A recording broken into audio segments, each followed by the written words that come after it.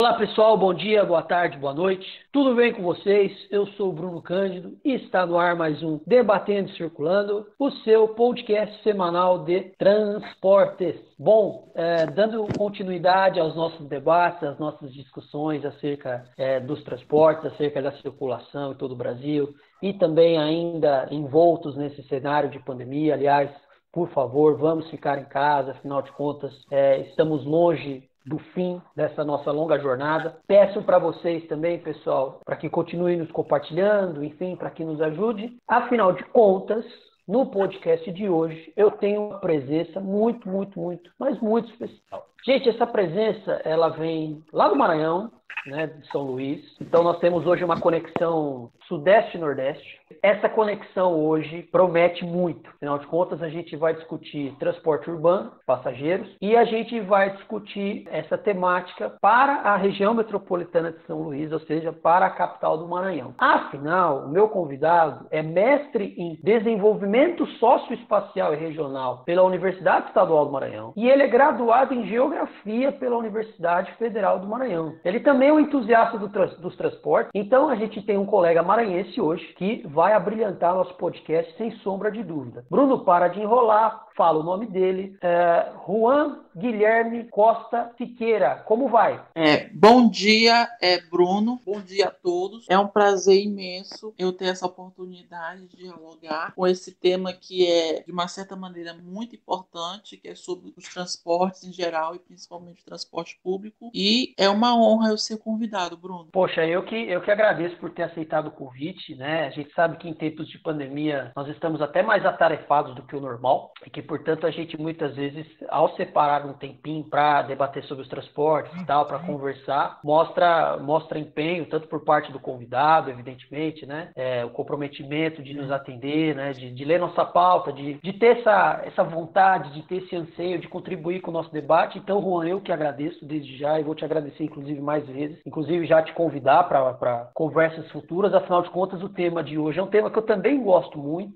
Pode não ser o que eu mais gosto, mas eu gosto também, que é sobre o transporte urbano de passageiros, né? Sobretudo no modal rodoviário, ou seja, o transporte coletivo por ônibus dentro das cidades, que é a maioria no Brasil. Como a gente falou no podcast anterior sobre transporte metroviário, são poucas as cidades brasileiras que contam com ferrovias para o transporte de pessoas, né, no perímetro urbano, e a maioria dos municípios brasileiros faz o seu transporte coletivo por ônibus, seja ele urbano, seja ele interurbano. Juan, eu queria, para a gente começar esse papo, como eu sempre pergunto para os meus convidados, eu queria que você falasse um pouquinho da sua trajetória e da sua pesquisa, né? Quando você começou na geografia, como que foi, né? E eu queria te ouvir um pouquinho, fica à vontade, desenvolva o tema da maneira como você achar melhor, tudo bem? Então, queria te ouvir um pouquinho mesmo, né, de como você chegou até a geografia, de como você estudou, como você descobriu que queria estudar transportes, né? E assim por diante. A palavra é sua, Juan. Bom, Bruno, para a gente começar, o meu interesse de geografia iniciou desde que eu estudei na escola, desde o primário, que eu senti um gosto e uma paixão muito grande pela geografia, porque eu gostava de mapa, entender o relevo, a estrutura interna da Terra. E quando eu cheguei no ginásio, eu aprendi muita coisa, aprendi sobre população, densidade populacional, urbanização, o clima, tempo, vegetação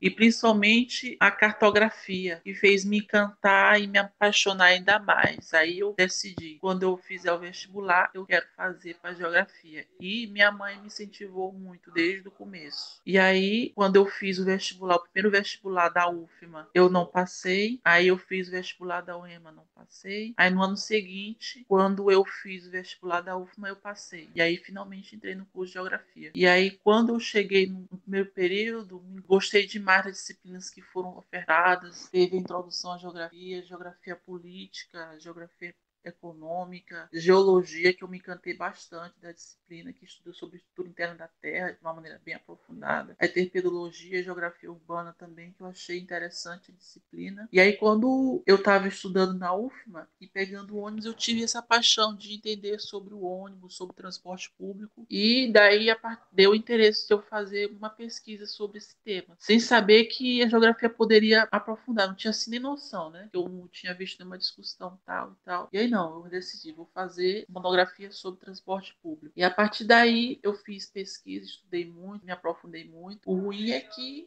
eu fiz tudo sozinho, porque meu orientador pouco me ajudou e eu me aprofundei muito nas leituras. Eu peguei uma referência que foi o Eduardo Alcântara Vasconcelos e eu peguei a dissertação de Rodrigo Giraldi na época, né? Eu participei do EIG em Belo Horizonte, comprei esse livro, que uma colega minha me indicou dizendo que é bom. Eu comprei, li, e aí quando eu li o capítulo sobre ele eu me encantei demais. Aí eu me senti com mais força para poder fazer essa monografia sobre transporte público. Foi graças a essa contribuição dele e eu cheguei até aqui. Foi assim, uma emoção grande demais. E na dissertação de mestrado só tendi a melhorar ainda mais, a crescer mais no ponto de vista da ciência. E aí busquei mais dados, busquei mais leituras, fiz mapas, fiz bons mapas sobre os fluxos de transporte, que em nenhum trabalho de transporte público que eu encontrei aqui no Maranhão alguém fez, e eu fiz. E eu fiz esses mapas bem atualizados, que nem a SMTT e a MOB fizeram, né? Porque, como eu vou comentar mais à frente sobre os estudos de origem e destino, eles não estão atualizados. Bom, pessoal, eu acho que por aí vocês já tiraram um pouquinho de conclusão a respeito da trajetória do pesquisador, da trajetória do Juan. Ele já citou duas coisas muito importantes. Na verdade, eu vou falar de três, né? Eu falo duas, mas eu vou falar de três. Primeiro, o Eduardo Vasconcelos e o Rodrigo Giraldi realmente são referências. Um é da sociologia, o Eduardo Vasconcelos. Trabalhou aqui na Companhia de Engenharia de Tráfego, aqui em São Paulo. É um cara brilhante, ele realmente sabe muito de transporte urbano, de tráfego urbano, acima de tudo, sobre mobilidade, numa perspectiva mais crítica. E o Rodrigo Giraldi Coco foi orientando do professor Márcio Rogério Silveira, lá da Federal de Santa Catarina. E o Rodrigo tem uma dissertação, tem também uma tese sobre transporte público, né? A dissertação é sobre cidades aqui no interior de São Paulo, Bauru, Marília, Presidente Prudente, e o doutorado dele, a tese dele é sobre o transporte coletivo na região metropolitana de Florianópolis. Então, também é um pesquisador de primeiríssima linha que debate bastante o transporte coletivo. O Juan também falou uma outra coisa interessante, que muitas vezes a nossa motivação por estudar um determinado tema vem muito mais de uma experiência do que necessariamente de alguma aula, de alguma leitura e assim por diante. Quando ele comentou que ao ir de ônibus à faculdade, isso despertou o interesse nele em estudar, a gente entende que muitos objetos de estudo com os quais nós nos deparamos passam a ser de nosso interesse quando a gente utiliza. Então é aquilo, muitas vezes a gente utiliza o ônibus rotineiramente e quer, a partir desse uso, tentar entender quais são as características, quais são as particularidades, né, quais são as problemáticas, ou seja, a gente quer explicar aquilo que nós usamos até como uma forma de deixar um material, de deixar um estudo para a população, propriamente dito, né? E uma outra coisa, por fim, não menos importante, é que ele fala para nós, melhor dizendo, a respeito da falta de estudos, tanto em geografia dos transportes, propriamente dito, como também o fato de, muitas vezes, quem tem a leitura mais atualizada a respeito dos transportes em determinada região, em determinada cidade, assim por diante, são esses pesquisadores da universidade. E que muitas vezes os órgãos públicos que deveriam ser os responsáveis por fazer esse estudo estão muito defasados, né? Então, quando ele fala, por exemplo, que os mapas dele são muito bons e que a Secretaria de Mobilidade e Transporte do Maranhão, no caso da Prefeitura de São Luís, não tem estudo tão atualizado assim, e que a pesquisa origem e destino que eles fizeram também não deu conta, o Juan está dizendo o seguinte: olha, na universidade nós produzimos conhecimento de qualidade, mas pelo o poder público nos ignora. E isso realmente acontece, Juan. Eu acho que você é mais um retrato do como a academia não é ouvida, né, fora dos seus próprios muros. E isso é uma missão que muitas vezes eles acham que é a academia que tem que resolver. Mas eu não sei também até que ponto só culpa, vamos dizer assim, da academia. Eu acho que não. Eu acho que o poder público realmente tinha que pensar, poxa, e lá nas universidades, o que eles estão aprontando? Tem pesquisa? Pode esperar que tem. Tem tanto em ciências humanas, nas ciências exatas, nas ciências biológicas, tem pesquisa. O poder público poderia nos procurar muito mais, para que a gente pudesse, inclusive, auxiliar na construção de políticas públicas que atendesse, de fato, a toda a população. Falando em atender toda a população, Juan, nos seus estudos, nas suas pesquisas sobre São Luís e a região metropolitana, e obviamente sobre os transportes coletivos, você fala sobre a importância do planejamento, né, e sobre a importância da estruturação das linhas. E aí, Juan, eu quero te ouvir sobre algumas particularidades dessa operação, sobre os aspectos operacionais, propriamente dito, sobre a demanda. A gente tem muita curiosidade para saber como é que o ônibus anda em São Luís, né? Eu, infelizmente, nunca tive a oportunidade de estar em São Luís, então eu estou bem curioso e eu acredito que quem nos ouvirá também está. Também ficará bastante curioso em saber, bastante feliz em tomar nota a respeito disso. Né? Se os ônibus andam lotados, se tem linha troncal, se tem linha alimentadora, enfim, como que é o sistema, basicamente. E se a prefeitura e o governo do estado do Maranhão têm algum tipo de estudo recente sobre esse transporte coletivo, pode falar além do contexto metropolitano, ou seja, fica à vontade para desenvolver uma análise bastante extensa. Contigo, Juan. Bom, Bruno, como eu vou poder explicar essa questão histórica, né? Primeiro, eu vou começar a partir das minhas experiências com o estudo que eu realizei na monografia. Porque quando eu estudei o transporte público, o sistema de transporte público em São Luís, tudo começou durante a colonização. Começou pelas redes de taboca, né? Porque você sabia que a colonização de São Luís iniciou a partir de 1612 pelos franceses? Pois é, essa colonização iniciou-se na Ilha do Maranhão, cujos franceses tinham interesse de fazer uma França perto da linha do Equador, que eles chamam de França equinocial. Só que em 1615 os portugueses chegaram e expulsaram eles. E aí os franceses não terminaram a colonização. E por isso os portugueses foram os que colonizaram São Luís. E aí essa colonização francesa foi marcada como um mito pelos historiadores, porque eles não chegaram a terminar antes dos portugueses chegarem e tomar o seu território. E aí vai ficar apenas um registro na história, como aconteceu em São Luís e no Rio de Janeiro também. E para começar, a urbanização se iniciou próximo ali do cais da Praia Grande, onde tem o Palácio dos Leões, que fica entre a foz do Rio Bacanga e o Rio Anil, por ser um ponto estratégico, por ser bem alto. O transporte era feito mais pelas carroças, pelas carruagens, tanto é que as ruas naquele período são estreitas e continuam sendo estreitas até hoje, porque as pessoas perguntam por que as ruas são estreitas no centro? Porque não tinha carro, não foi pensada para carro de planejamento, foi pensada para pedestre e carroça. E a urbanização começou a partir daquele ponto. E aí, a partir de 1700, houve um incremento lento da urbanização por conta da exploração da cana-de-açúcar e do arroz. E aí, esse incremento foi lento, gradual, chegando ali no Anil. Aí foram feitas as primeiras trilhas de bonde, que foi ligando do Anil João Paulo até o centro. Tinha várias linhas de bonde. E a partir de 1950 é que esse incremento populacional foi acelerando cada vez mais por conta da chegada da Vale, da atual Vale, da Alcoa, da Alumar, que gerou muitas oportunidades de emprego e que fizeram com que a população do interior, principalmente da Baixada Maranhense, se dirigisse a São Luís em busca desse emprego e começaram essa urbanização mais acelerada, uma urbanização mais dispersa e concentrada. E aí temos os bairros do Coroadinho, o bairro da Itaquibacanga, Cidade Operária, Cidade Olim e Janaína, como os bairros de maior densidade populacional da Ilha do Maranhão, onde se concentra a maior parte dessa população. E a partir dessa densidade populacional é que as linhas que atendem essas regiões aparentemente apresentam-se lotadas, superlotadas, e com muita frota que eles incrementam não conseguem atender essa demanda. E a partir de 1970, por aí, começou-se a construir a ponte do São Francisco, a ponte do Bandeira Tribuzzi, a ponte do Caratatiba e da barragem do Bacanga.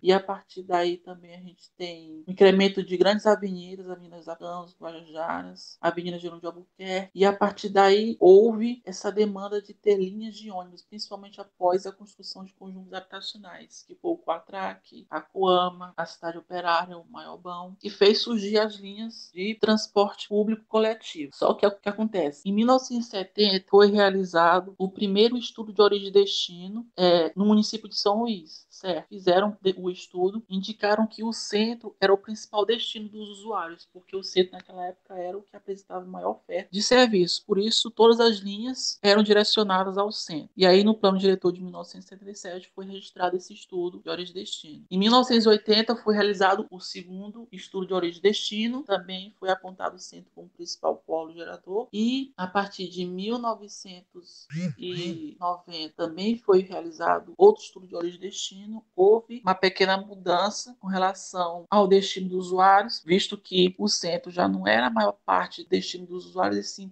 houve uma descentralização, né? Houve as áreas nobres como o Polo Gerador, o Renascença, o João Paulo, e a partir do ano de 2001 foi feito o relatório do estudo de origem e destino, que foi apresentado. Os estudos de origem e destino de 1990 e 2000, eles fizeram um comparativo e houve esse aumento crescente das viagens em algumas linhas, um acréscimo de passageiros em algumas linhas que fizeram com que eles aumentassem a oferta e colocaram outros polos geradores de viagens, o Centro, João Paulo, Cidade Operária, Turu e Acuama. Tanto é que a partir desses estudos de origem e destino eles fizeram os terminais de integração, iniciaram o projeto do CIT, ou Sistema Integrado de Transportes. Aí fizeram 5 terminais. O primeiro foi o terminal da Praia Grande, que foi justamente na área central de São Luís, e é o que integrou no início a maioria das linhas. E aí, a partir de 2003, foi implantado o terminal de São Cristóvão, integrando mais linhas daquela região, que é próximo do aeroporto. E aí, em 2004, foi feito o terminal da Coama, integrar um pouco daquela região nobre. Aí, em 2005, foi construído o terminal do Distrito Industrial, que esse terminal fica localizado na área do Distrito Industrial, ou seja, praticamente na área rural de São Luís, integra aquelas linhas da zona rural. E, por último, foi construído o terminal da Coab, em 2006, que pega aquela região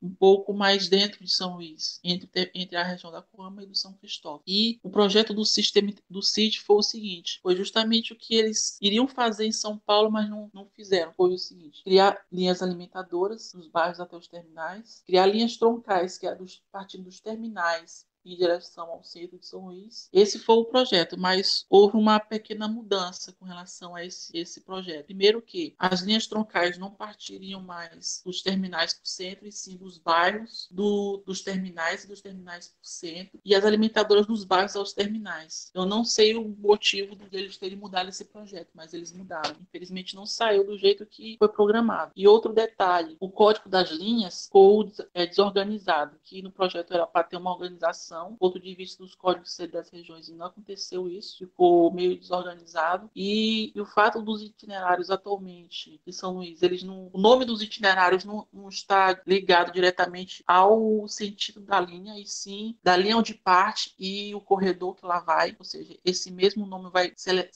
posto tanto na ida quanto na volta. E os usuários aqui de São Luís e da região metropolitana, eles não têm esse hábito de pegar ônibus pelos códigos, ou seja, o poder público não atualizou essa questão dos itinerários, e também não atualizou o estudo de origem e destino, porque, como eu disse, o último estudo de origem e destino que foi feito foi em 2001 pelo relatório da SMTT, e a partir dessa data não houve nenhum estudo de origem e destino até agora. Estamos em 2020, já passou 20 anos, e não há nenhum indício até o momento que eles vão realizar esse novo estudo de origem e destino, e que estão fazendo, não há nenhum desse indício. E o que acontece? Foi prometido desde 2003, após a implantação do CIT, que eles iam licitar o transporte público, e esse sistema foi licitado só em 2016. Acredita? Porque os prefeitos de gestões anteriores não trabalharam na efetivação desse sistema. Foi só na atual gestão, e foi do Edivaldo Holanda que ele se concretizou. Ou seja, ele realmente licitou o sistema, a qualidade do transporte público melhorou bastante. Nós temos frota climatizada, já chegamos a 30% com essa frota climatizada, é uma das maiores frotas climatizadas do Nordeste, ou seja, essa gestão trabalhou muito na melhoria da qualidade do transporte público, e com a gestão do Flávio Dino melhorou bastante no ponto de vista da frota do sistema de transporte metropolitano, que é o semiurbano, porque ele criou a MOB, um órgão que visa dar gestão no sistema de transporte semiurbano, que antes não tinha nenhum órgão estadual para isso. E aí houve essa organização, e antes das linhas semiurbanas, e tinha a gestão, era a SMTT de São Luís, ou seja, que não tinha nenhum órgão do Estado, e após essa criação dessa MOB, é que houve uma melhoria da gestão e do financiamento. E aí esse órgão fez uma cobrança com essas empresas semiurbanas de renovar sua frota e desativar os ônibus com mais de 10 anos, que é o que está sendo feito agora. E aí as empresas que não cumpriram com essa meta do semiurbano de desativar sua frota após 10 anos, acabaram saindo do sistema e as que estavam cumprindo essa meta com renovação é que acabam assumindo. Então, nesse sentido, houve sim uma melhoria. Agora, a única lacuna que resta ainda desse sistema é justamente essa atualização do estudo de origem e destino. Essa é a única lacuna que até agora não foi esclarecida. E também pelo fato da atualização do plano diretor, que o último plano diretor foi de 2006 e até agora não foi atualizado ainda. Talvez o motivo da lacuna seja esse também, do plano de mobilidade urbana também não ter sido apresentado até o momento, um monte de lacunas e que alguma gestão vai ter que apresentar, porque está defasado esses estudos, a expansão urbana continua acelerada, está se implantando muitos equipamentos urbanos que atraem os polos geradores de tráfego, há uma saturação das principais vias de São Luís, a Avenida João de Albuquerque, a Avenida Guajajara, as avenidas francesas, está com muito fluxo de veículos e de transporte público e que já há um congestionamento, sim, nos horários de pico. E esse congestionamento se criou desde 2007 por aí, porque houve essa expansão urbana, houve esse incremento de veículos, mas não houve nenhuma intervenção viária para poder reordenar esse fluxo. E essa intervenção viária começou desde 2015, na gestão do prefeito Edivaldo Holanda e do governo Flávio Dino, fizeram intervenções viárias assim significativas para a melhoria da mobilidade urbana. Fizeram intervenção viária no anel viário, intervenção viária na rotatória do aeroporto, intervenção viária no retorno da Forquilha, intervenção viária no Angelim e outras tais intervenções viárias de ligações entre bairros e tal, que houve uma melhoria significativa. Mas, como te falei, a lacuna está faltando é essa, que é sobre esse plano de mobilidade urbana que não foi apresentado, sobre o estudo de origem e destino. E o único estudo de origem e destino apresentado até o momento, Bruno, é o estudo de origem e destino realizado pelo IMESC. Só que esse estudo de origem e destino, ele é muito superficial, muito elementar, não é muito sólido, e eles não fizeram em todos os pontos, como deveriam ter feito. Porque eu entrevistei com um secretário de transporte, ele disse o seguinte: para você fazer um estudo de origem e destino de qualidade, você tem que ir em todos os pontos de São Luís. Você tem que coletar os usuários em todos os horários, de 6 da manhã até as 10 da noite. Você tem que ter muita gente, você tem que ter muito treinamento. E o IMESC não atendeu esses critérios, mas, infelizmente, é o único que apresentou até o momento e que a preocupação maior é que os órgãos públicos vão se basear pelo estudo do IMESC. E aí, temos aí uma fragilidade muito grande desses estudos até o momento. E eu não sei como é que vai ficar à frente essa questão. E eles estão elaborando o plano metropolitano de São Luís, que vai justamente dar uma gestão maior da Ilha do Maranhão e da região metropolitana, que é algo que também não foi feito, e nessa gestão será feito pela história, né, para tentar essa organização melhor do planejamento e priorizar onde vai investir nos corredores. E também na gestão do atual governo, Flávio Dino, também está construindo o primeiro BRT de São Luís, que é o BRT holandês litorânea. Seu ponto inicial vai iniciar no Alphaville e vai terminar até o Calhau, com construção de 2 terminais, terminal do Alphaville e terminal do Calhau. Será o primeiro BRT da história e vai facilitar muito a mobilidade urbana para quem reside em Ribamar, em Raposa, em São Luís, porque vai ser mais uma opção de tráfego para o centro, além da MA-201 que já está sobrecarregada e congestionada, e será uma melhoria muito grande em São Luís. Houve também uma gestão do transporte intermunicipal rodoviário que liga os outros municípios da região metropolitana de São Luís, que transcende a ilha, que é Rosário, Bacabeira, Presidente Juscelino, Icatu, onde tem linhas intermunicipais rodoviárias, você paga. Linhas semi-urbanas, perdão, que você paga uma tarifa mais barata do que o transporte rodoviário parte daquela região. E a MOB transformou as linhas intermunicipais rodoviárias em semi-urbanas e fez combater o transporte clandestino naquela área e faz integrar o sistema de transporte público da Ilha do Maranhão. Gostei bastante. Aliás, foi uma baita aula de região metropolitana de São Luís. Eu gostaria de ressaltar algumas coisas que eu achei que você falou que são bem importantes. A primeira delas é o descompasso que existe muitas vezes entre determinados projetos. Você fala, por exemplo, em relação ao plano diretor e sua defasagem. Pode parecer óbvio, mas é a verdade. Um plano diretor não pode estar defasado em relação a outros planos, seja de mobilidade urbana, seja de habitação, de reordenamento do uso do solo. Poxa, porque se você faz um plano super eficiente, né, um plano muito bonito, muito abrangente para o transporte coletivo e o plano diretor está defasado, alguma coisa vai dar errado. Seja no começo, seja no meio, ou seja no final. Então, você falou algo muito importante, que realmente era para o plano diretor ter acompanhado esse processo. Uma outra coisa que você falou e que realmente aqui à distância a gente nota, ainda que de maneira distante, afinal de contas a gente acompanha muitas vezes só algumas notícias e tudo mais, e é óbvio, você por ser pesquisador tem muita profundidade no tema, é em relação à climatização da frota em São Luís.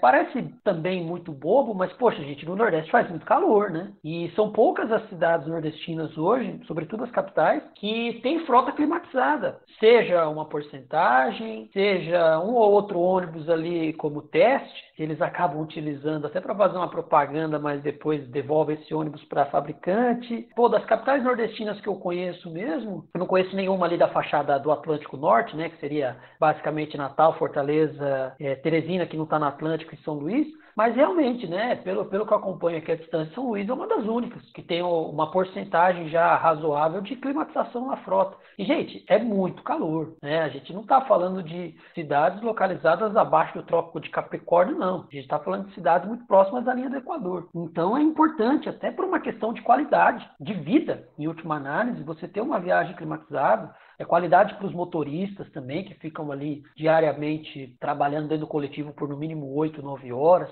e assim sucessivamente. E uma outra coisa, né, Juan?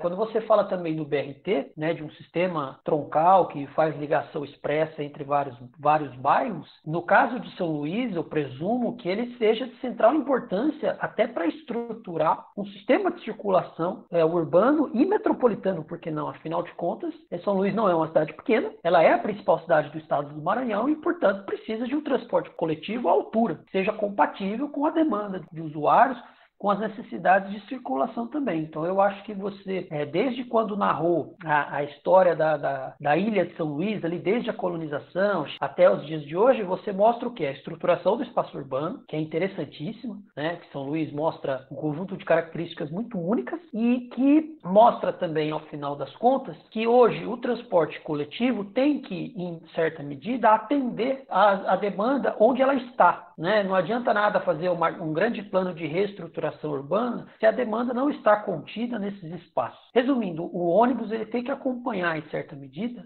os principais contingentes populacionais para, de fato, propiciar esses deslocamentos. Resumindo, né, trocando em miúdos, não dá para reinventar a roda, não dá para fazer algo totalmente inovador. Bom, Juan, a gente avançando agora um pouquinho, eu queria que você falasse em relação aos terminais. Você comentou da construção de alguns terminais, você falou inclusive coisa que era para ter sido feita em São Paulo e acabou não sendo feita também. Enfim, aqui a gente tem determinados problemas de ordem política que são muito complicados e aqui em São Paulo, pelo menos, nós não temos um diálogo muito eficiente entre prefeitura e governo do estado. Isso não vale só para a capital, isso vale para todos os outros municípios. A empresa metropolitana de transportes urbanos não dialoga com a São Paulo Transporte, né? Uma é intermunicipal, outra é municipal, que não dialoga com as empresas de ônibus de cada município, enfim, né? Aqui o diálogo ele é muito deficitário. Diante disso, como a gente vive num momento de pandemia, né, em meio ao coronavírus e tudo mais, algo completamente novo para a nossa geração, a gente sabe que terminal de ônibus normalmente tem um potencial de aglomeração de pessoas muito grande, até porque é um ponto de encontro, né? Um ponto de transferência de uma linha para outra, normalmente desenvolve-se um comércio no entorno desses terminais, né? Muitos bares, restaurantes, lanchonetes, e até algumas lojas também para vender roupas, algumas lojas de móveis, calçados também, assim por diante, e que, portanto, você aglomera pessoas e atividades econômicas de maneira geral. A minha pergunta para ti, Juan, é o seguinte: se de fato, por conta da pandemia, a gente teve uma redução grande na demanda dos transportes coletivos em São Luís? Olha, Bruno, com relação à pandemia, houve sim uma redução significativa da demanda de transportes em São Luís, mas houve no começo uma reclamação com relação a ter linhas de ônibus superlotadas, porque nas regras que foram dadas à prefeitura era para transportar os passageiros somente sentados e não é para receber passageiros se tiver com a capacidade de sentar cheia, mas não foi o que aconteceu, porque muitos usuários no começo reclamavam que o ônibus demorava muito para passar, com vaga para sentar, e aí aí houve uma pequena confusão, mas a prefeitura esclareceu que o sistema estava normal. E tanto é que quando foi mostrado pela mídia, estava os ônibus transportando só passageiros sentados, mas houve uma pequena confusão, mas depois houve uma melhoria significativa. Agora, o que acontece é que os usuários eles não têm assim uma cidadania, porque foi flagrado muitas vezes nos terminais, todos os usuários se aglomerando nas paradas, que não é o ideal, e os fiscais sempre orientando para eles não se aglomerar, e eles continuam se aglomerando. Também foi flagrado usuários sem máscara, que compromete ainda mais a transmissão da doença, ou seja, fatores que fez com que ainda não se efetivou essas ações. Mas, de uma maneira geral, houve um certo equilíbrio, mas aí a colaboração maior mesmo é da população, essa obediência a essas regras de contenção da pandemia do coronavírus. E praticamente durante o lockdown houve essa certa obediência por conta dos moradores da população de São Luís, houve uma redução significativa da frota de ônibus, significativa redução da frota de automóveis, e justamente o lockdown foi feito justamente porque houve essa desobediência dos usuários em relação a sair somente o necessário, e houve muita ocupação dos leitos de UTI do hospital, que chegou a superar os 80%. E aí o governador Flávio Dino comemorou, assim, ele elogiou o lockdown porque houve uma redução significativa das ocupações do UTI. O lockdown foi um sucesso, mas eu acho que ainda é muito cedo assim para pensar em voltar essas atividades comerciais ou alguns serviços, porque essa semana ontem mesmo ele editou esse decreto dizendo que a partir da próxima semana alguns comércios vão voltar a funcionar normalmente. Na minha opinião, eu acho cedo para voltar, mas como ele falou, a decisão infelizmente não cabe a ele, mas cabe ao setor empresarial, porque é a economia em geral que tem que retomar para não ter assim, um prejuízo maior, né? E essa decisão de voltar não cabe, infelizmente, boa parte dele, mas sim do setor empresarial e também da justiça.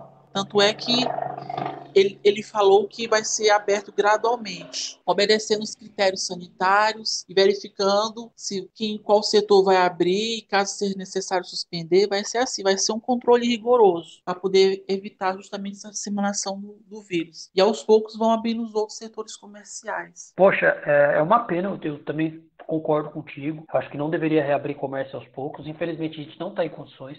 Em nenhum dia ao longo dessa pandemia aqui no Brasil, a gente teve uma redução substantiva de mortes, no número de mortes, por exemplo. A gente não teve uma queda de 1.000 para 900, depois para 850, 800, enfim. O nosso gráfico ele sobe rigorosamente, numa curva praticamente exponencial. Então, realmente, reabrir comércio a essa altura do campeonato é estimular as aglomerações e, portanto, atrapalhar toda uma série de mecanismos de controle e de gestão dessas aglomerações. Ou seja, a gente não pode achar que tudo pode voltar ao normal numa velocidade rápida. Afinal de contas, nós não temos um sistema de saúde amplo o bastante para dar conta de todos os casos. Nenhum país no mundo tem. Por isso que foi feito a quarentena, lockdown, isolamento social.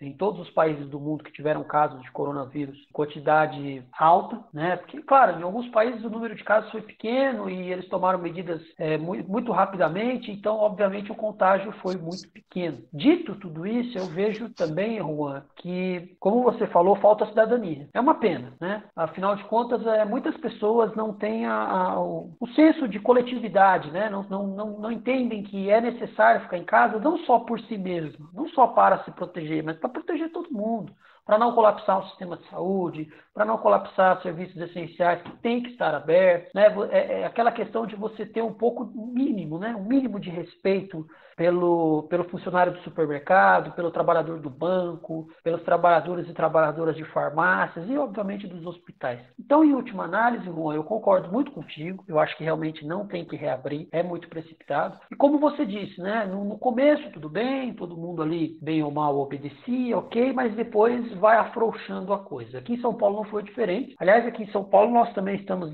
prestes ao lockdown e, né, hoje é dia 21 de maio de 2020, inclusive a prefeitura da capital criou um super feriado prolongado de quarta até segunda, e o que a gente teve foi uma saída de automóveis em direção ao litoral e ao interior. Quer dizer, não adianta nada, porque aí você transporta o vírus para outro estado. Então percebamos que falta cidadania. Eu concordo muito contigo, Juan, porque falta cidadania mesmo, né? Essa ideia de pensar coletivamente, né? E essa ideia de entender que uma quarentena, ela não é feita só para uma pessoa ou para uma família. Ela é feita para todo mundo. Ela é feita para que o vírus, de fato, não viaje. E quem faz o vírus viajar? É a pessoa, somos nós. Nós que podemos transportar o vírus para vários lugares. Juan, você até comentou, né, do lockdown na região metropolitana de São Luís, foi a primeira cidade do Brasil a ter o lockdown, então virou notícia nacional e assim por diante. E aí eu queria te perguntar, claro que a gente sabe da importância do isolamento social e da permanência do serviço público de transporte, obviamente com a sua grade horária normal, né? Afinal de contas, não adianta nada a gente ofertar o ônibus como serviço essencial, mas fazer como fizeram aqui em São Paulo, que durante a semana ele rodava com a tabela do domingo, ou seja, demorava para passar, portanto, quando passava, trafegava cheio. Então eu queria saber, Juan, você já até comentou um pouquinho, mas se possível, por favor, aprofundar, se antes do lockdown, os ônibus aí em São Luís, na região metropolitana, ainda estavam cheios. Sim, antes do lockdown, os ônibus estavam razoavelmente cheios, né? Houve uma sensibilização da população em ficar em casa e pelo fato de alguns serviços não estarem funcionando, como escola, creche, apenas serviços essenciais. Então, isso fez com que haja uma diminuição gradual da demanda de usuários do transporte público. Mas, em alguns momentos, foi flagrado alguns ônibus tendo uma lotação acima da capacidade de usuários sentados, sim, antes do lockdown. Ah, bacana. Pois é, né? Então, infelizmente, a gente teve uma lotação. Não é o correto, em última análise, né? Esse tipo de aglomeração. Mas, pois é. Infelizmente, isso acontece. Aqui, quando nós tivemos aquele rodízio de dias ímpares, carros com placa ímpar, dias pares, carros com placas pares, nós tivemos lotação no metrô, no trem, no ônibus. Quer dizer, não adianta nada você tirar os carros de circulação, porque as pessoas que precisam trabalhar, elas irão de transporte público, enfim, e o transporte público lotar, né? Aqui o correto para realmente a gente não ter um número grande de pessoas dentro dos coletivos, e olha que aqui em São Paulo nós temos uma parte já, pelo menos na frota municipal, né, com climatização, porque nas cidades do entorno aqui são raríssimos os casos, e no serviço intermunicipal metropolitano a gente também não tem um número tão grande de veículos climatizados, né? Fora que aqui os ônibus que têm ar-condicionado, alguns deles dá para você abrir a janela. Então as empresas destravaram para, né, facilitar a circulação de ar. Resumindo, para não higienizar ar-condicionado. A gente sabe muito disso. Juan, para encerrar o papo, eu queria te ouvir um pouquinho mais sobre ideias e propostas para a continuidade das operações dos transportes coletivos na região metropolitana de São Luís e na própria capital também, mesmo em meio ao lockdown e após o fim dele, né? Ou seja, mesmo no pós-pandemia, enfim. E aí eu queria te perguntar também, Juan, o seguinte: se você acredita que após a pandemia a gente vai ter um cenário de mudanças muito importantes em relação ao panorama empresarial do setor. Ou seja, se empresas de ônibus no Maranhão vão encerrar atividades, se vai ter demissão de colaboradores, se já tem algum tipo de estudo entre as empresas operadoras no sistema maranhense, se tem empresa que alega falta de dinheiro para pagar funcionário, para custeio de diesel, se já teve alguma empresa, por exemplo, por aí avisando que corre risco de falir. A palavra é contigo, Juan. Olha, Bruno, por enquanto aqui em São Luís eu não ouvi nenhuma ameaça de empresa que vai demitir funcionário, não. Agora, com relação a essa questão da pandemia, foi feito um acordo com o governo federal e com as empresas de transporte público, um acordo de redução da jornada de trabalho dos trabalhadores, sendo que as empresas vão pagar 60% e o governo vai pagar os outros 40%. Houve um acordo entre eles lá, uma parte pagamento vai vir do governo federal e outra parte dos empresários, para justamente não demitir esses trabalhadores. Agora, eu vi uma notícia do Facebook sobre o ônibus de transporte dizendo que há essa ameaça de demissão de trabalhadores no ponto de vista nacional, mas só que do ponto de vista aqui de São Luís eu não vi nenhuma ameaça nesse sentido, não. O que eu apenas percebi foi algumas denúncias de que algumas empresas não estavam cumprindo a jornada de trabalho acordada com o governo federal, mas não houve nenhuma ameaça nesse sentido. E com relação a esse atual sistema, seria na pós-pandemia, eu não tenho assim o que dizer, o que vai acontecer, porque essas decisões não virão apenas da prefeitura, mas do setor da economia em geral. Então, será muito difícil prever o que vai acontecer na economia após a pandemia. Muito difícil. Agora, o fato é que os os 5 terminais que foram implantados na Ilha do Maranhão, eles não são suficientes para atender essa demanda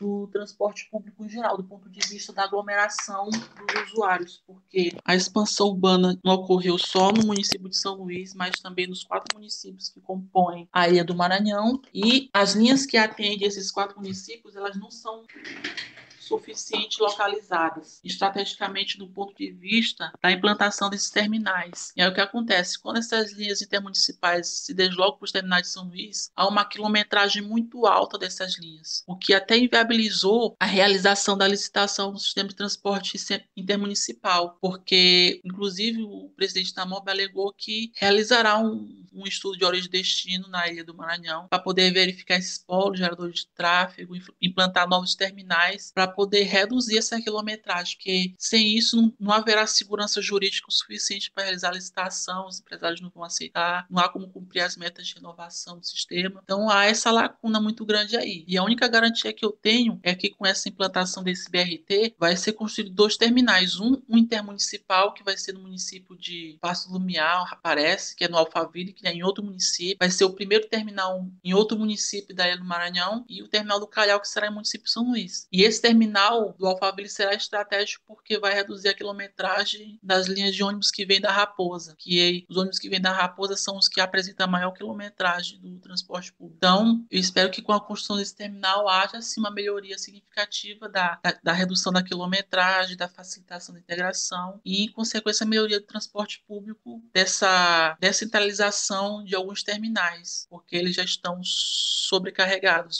tanto de linhas de ônibus quanto de passageiros nas paradas. Bom, Juan, que bom que você também deu um panorama. Aliás, queria inclusive tecer um comentário a respeito do fato de você ter comentado que pode vir a ser o primeiro terminal fora da capital. Muitas pessoas podem pensar, poxa, mas isso não se repete em cidades como São Paulo, Rio de Janeiro, repete sim, né? Aqui em São Paulo nós não temos um número tão grande de terminais intermunicipais, né, fora da metrópole, aliás, perdão, fora da capital, né, fora de São Paulo mesmo.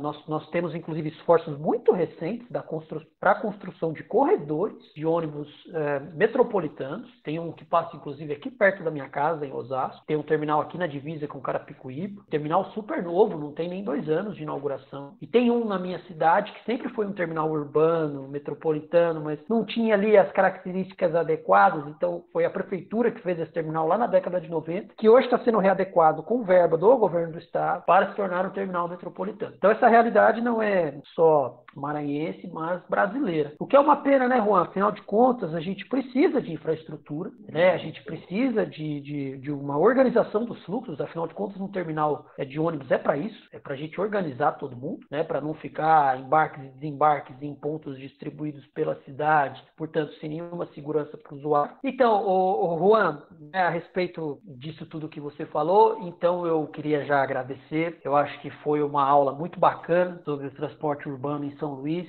Você traz uma perspectiva do planejamento que é muito importante e a gente realmente precisa pensar como que o espaço urbano é construído, como ele é desconstruído, né, de como que as pessoas são colocadas em relação à sua relevância. Afinal de contas, o transporte coletivo de passageiros tem que ser feito para as pessoas e não feito para a empresa, não feito para o poder público mostrar serviço.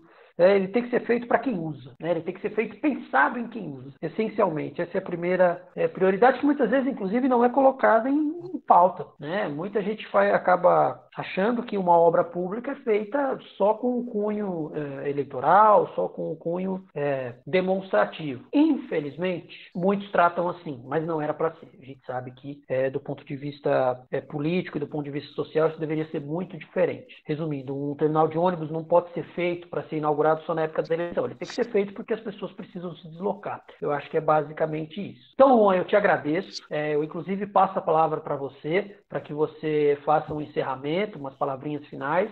Já te convoco, inclusive, para próximos debates, para próximas ocasiões. Afinal de contas, foi um debate muito produtivo, muito bacana. E, de verdade, meu amigo, espero contar contigo para próximas ocasiões. Para encerrar, eu agradeço muito pela oportunidade de participar desse debate, minha oportunidade em ser convidado e pela oportunidade em realmente contribuir com essas discussões acerca do transporte público e com relação com a pandemia. E eu estou muito honrado em entrar e se sentir incluído nessa discussão sobre o espaço geográfico e apresentar os resultados que eu realizei na minha pesquisa, na minha monografia, na minha dissertação de mestrado. E eu estarei honrado e sim em ser convidado nos próximos debates. E estamos por aqui, viu? Qualquer coisa é só chamar que a gente contribui sem dúvida. Bom, vai ser chamado, sem dúvida, prepare-se, né, Juan? Eu acho que o debate foi bem produtivo e, portanto, eu só tenho que agradecer pela sua presença e eu espero que, de coração, os nossos ouvintes, as pessoas que acompanham o nosso blog, o nosso trabalho, gostem bastante desse nosso papo. Juan, grande abraço. Esse é o nosso Debatendo e Circulando, vai ficando por aqui. Cuidem-se, tudo bem, pessoal? Fiquem em casa.